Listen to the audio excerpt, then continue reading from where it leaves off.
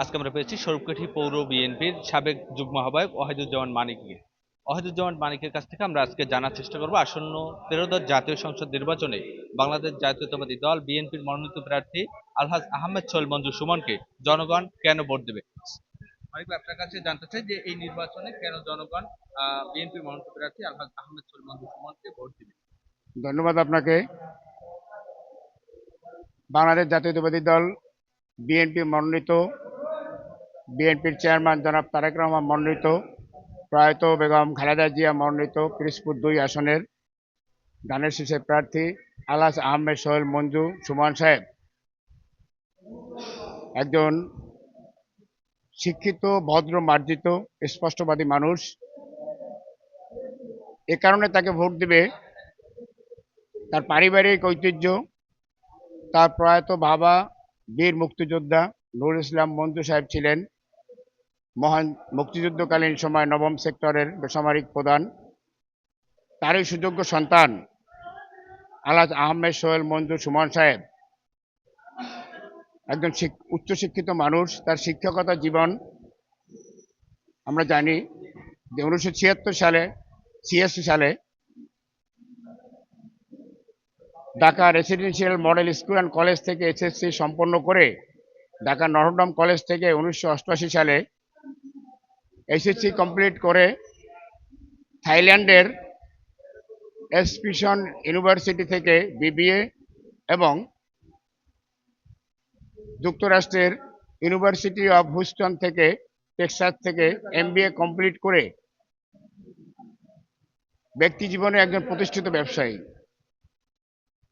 তার ব্যবসায়িক জীবনে একটি টাকাও তার ঋণ নেই। সৎ পথে ব্যবসা করে তার ব্যবসা প্রতিষ্ঠানে 7-8 হাজার শ্রমিক জীবিকা নির্বাহ করছে। একজন সুযোগ্য পরিচ্ছন্ন রাজনীতিবিদ, ভান্ডারিয়া উপজেলার বারবার নির্বাচিত সভাপতি, পিরোজপুর জেলা বিএনপির সাবেক সহসভাপতি। তার সহধর্মীয় একজন শিক্ষিত ব্যক্তি, যিনি ঢাকা বিশ্ববিদ্যালয়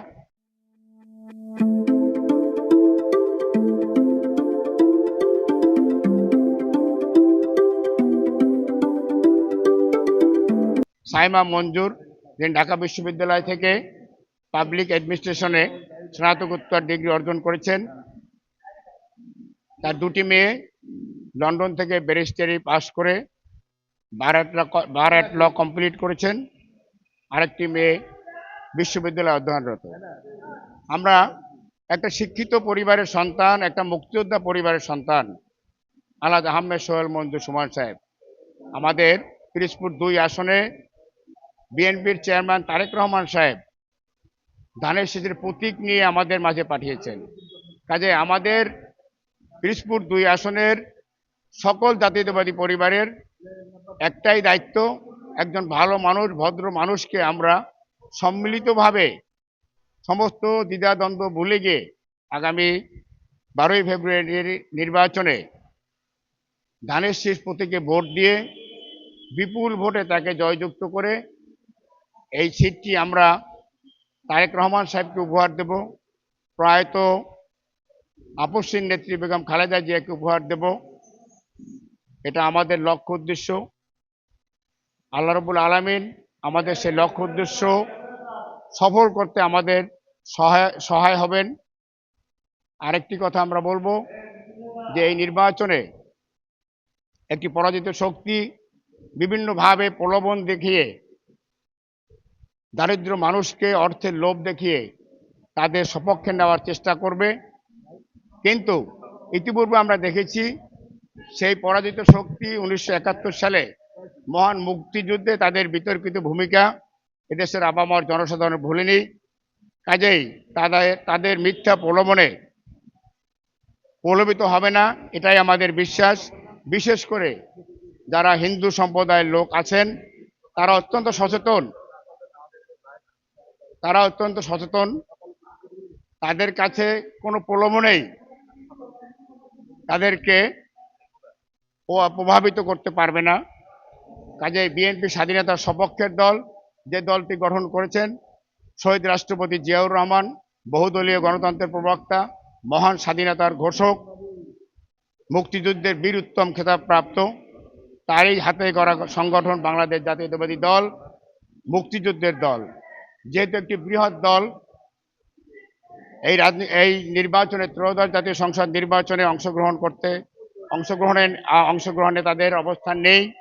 কাজেই আমাদের উদারত আহ্বান থাকবে, স্বাধীনতার সপক্ষের শক্তি, স্বাধীনতার সপক্ষের দল বাংলাদেশ জাতীয়তাবাদী দল বিএনপিকে আপনারা সবাই সম্মিলিতভাবে ভোট দিয়ে, ধানের শীষ প্রতীকে ভোট দিয়ে একজন ভালো মানুষ, যোগ্য মানুষ, স্পষ্টবাদী মানুষ, উচ্চশিক্ষিত মানুষ আলহাজ আহমেদ সোহেল মঞ্জুর সুমন সাহেবকে আমরা 12 তারিখে সারাদিন ধানের শীষে ভোট দিয়ে আমরা জয়যুক্ত করব।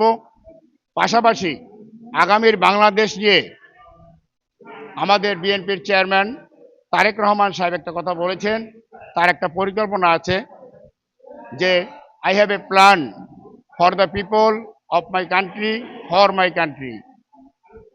তার কথা এটাই, তার একটা পরিকল্পনা এই দেশ এবং এই দেশের মানুষের জন্য।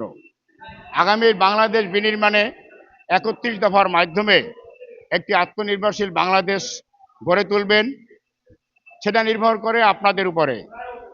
আপনারা যদি স্বতঃস্ফূর্তভাবে ভোট কেন্দ্রে যে ভোটাধিকার প্রয়োগ করে ধানের শীষকে ভোট দেবেন, ইনশাল্লাহ আগামীর বাংলাদেশ বিনির্মাণে আমরা তারেক রহমানের প্রতিশ্রুত 31 দফার মাধ্যমে একটি সুখী, সমৃদ্ধ, আত্মনির্ভরশীল বাংলাদেশ গঠন করবে। এই উদারত আহ্বান রেখে আমি আর বক্তব্য শেষ করছি। খোদা হাফেজ। বাংলাদেশ জিন্দাবাদ। প্রয়াত খালেদা জিয়া অমর হোক, শহীদ জিয়া অমর হোক। আগামীর বাংলাদেশ বিনির্মাণের বিএনপির চেয়ারম্যান তারেক রহমানকে আল্লাহ রব্বুল আলামিন তার সহায় হোক। ধন্যবাদ।